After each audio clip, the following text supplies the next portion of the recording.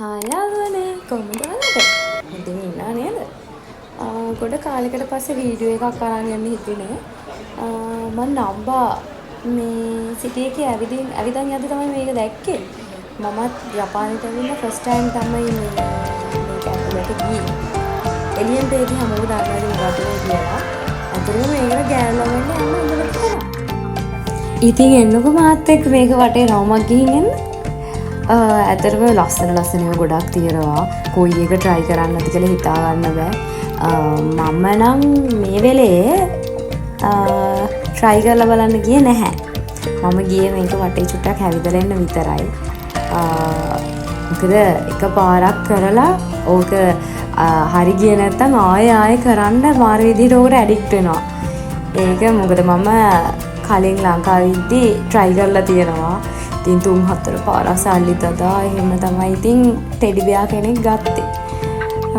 මෙහෙත් එහෙම තමයි. මෙහෙ ලස්සන ඒවා ගොඩක් තියෙනවා. ගොඩක් මිනිස්සු ඉතින් try කරනවා බලනවා. එන්නකො බලන්න. වීඩියෝ එක අන්තිම වෙනකම් බලන් ඉන්නකෝ කොච්චර ලස්සන ඒවා තියෙනවද කියලා බලන්න. ජපානයේ ඉන්න අක්කලා නංගිලා ඒ කට්ටිය නම් මේව දන්නවා ඇති. මම නම් ජපානයට ඇවිල්ලා පළවෙනි වතාවට තමයි මේ ප්ලේ ස්ටෝර් එක ඇතුළට ආවේ. try කරපු අය දන්නවා ඇති මේකේ එක්ස්පීරියන්ස් එක කොහොමද කියලා. ඉතින් මම මේ වීඩියෝ එක දාන්නේ ලංකාවේ ඉඳන් බලන් ඉන්න ඔයාලට. ඇත්තටම ගෑනු ළමෙක්ට නම් මේක දැක්කම ආස හිතෙන්නේ නැතුව තිබ්බොත් තමයි පුදුමේ.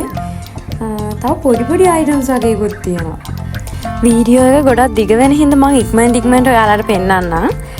මේක ඇතුලේ තිබ්බ දේවල්.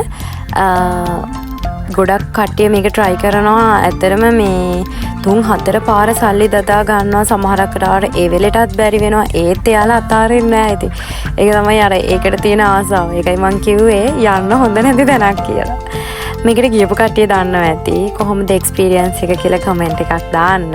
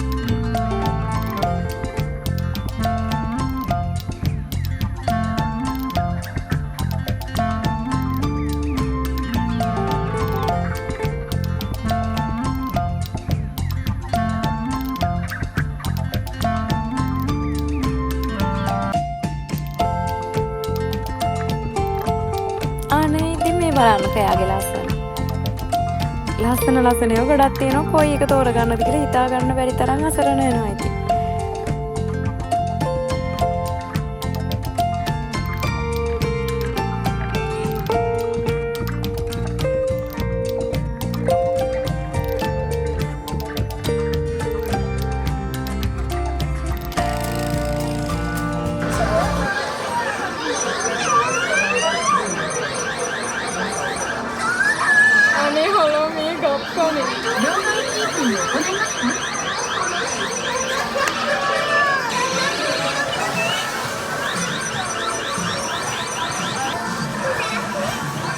要拉头很难的。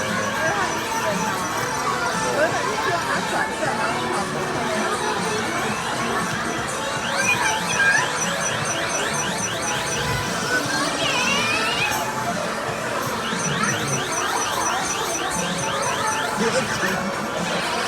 贴紧了。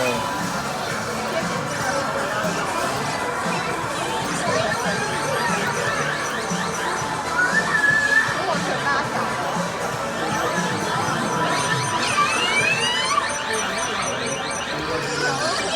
拉小那种。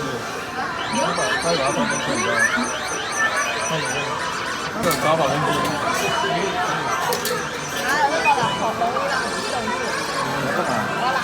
අනේ ඉතින් බලන්නකො ළමයා කී පාරක් try කරාද කියලා. එක පාරකවත් ගන්න බැරුව ගියා. ඒත් එතකොට අතාරින්න හිතෙන්නේ නැහැ.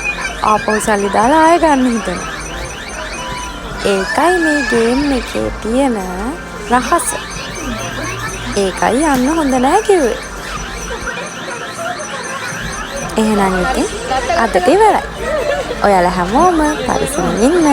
බලපු හැමෝටම ගොඩක් ස්තුතියි. බයි බයි.